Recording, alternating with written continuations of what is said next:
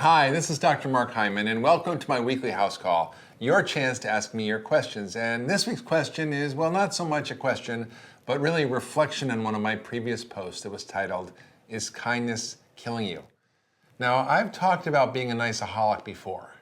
You see, being a nice-a-holic is all about fear, really. But this fear can ruin your health. Being nice and saying yes when I mean no, or not telling people when I'm disappointed, or not holding them accountable for things that they agreed to do or should be doing at work or even in my personal life causes me all sorts of problems. Now, I know many of you can relate, but I'm here to tell you that if you want to be truly healthy, this pattern has to stop. Here's an example.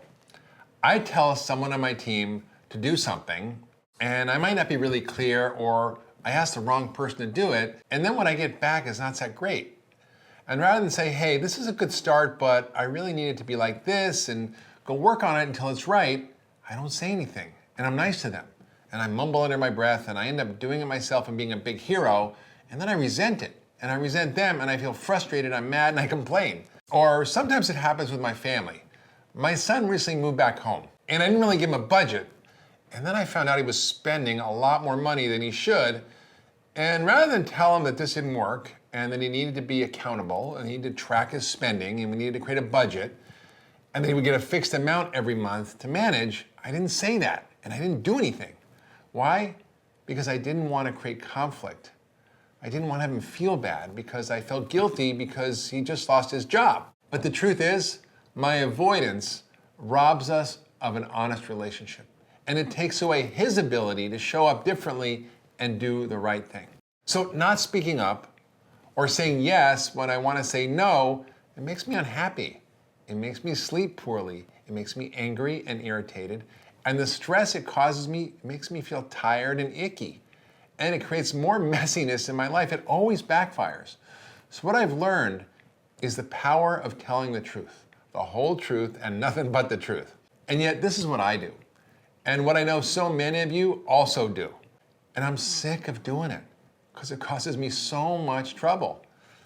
And it causes trouble for my friends and my coworkers and even my family members. Not telling it like it actually is a form of manipulation.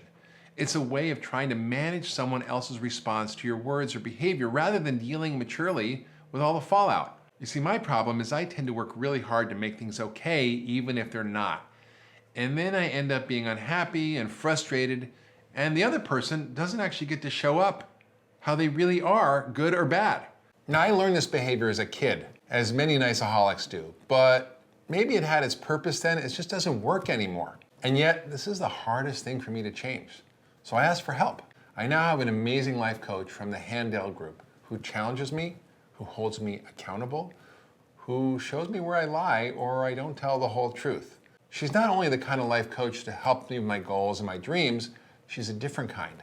One that is committed to helping me hold my integrity and be truthful in all my communications and all my relationships, with others and with myself. Sometimes being honest and telling the truth or saying no when I mean yes is all so foreign to me that I need to write it out.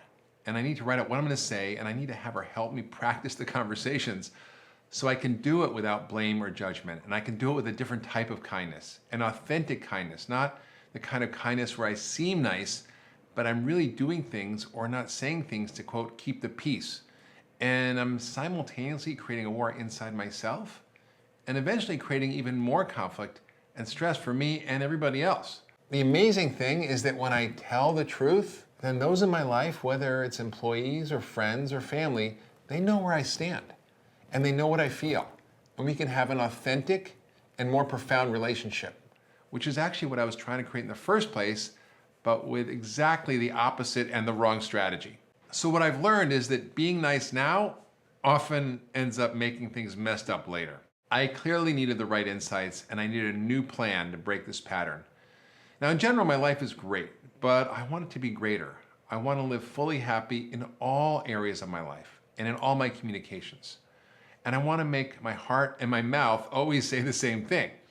Now, my coach gives me the right wake-up call for my patterns and the right assignments to help me see my way out. And then she checks back in and holds me accountable.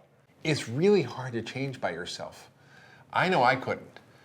Now, if you think a coach might help you break those old patterns and live more authentically and get closer to happiness, I want you to check out the Hendel Group to learn more. They even offer free 30-minute coaching sessions. And if you like this video, share it with your friends and family and other nice-a-holics you know on Facebook and Twitter. And share your nice-a-holic stories so we can all together learn from each other. And also submit your questions on our website so that maybe next week I'll make a house call to you.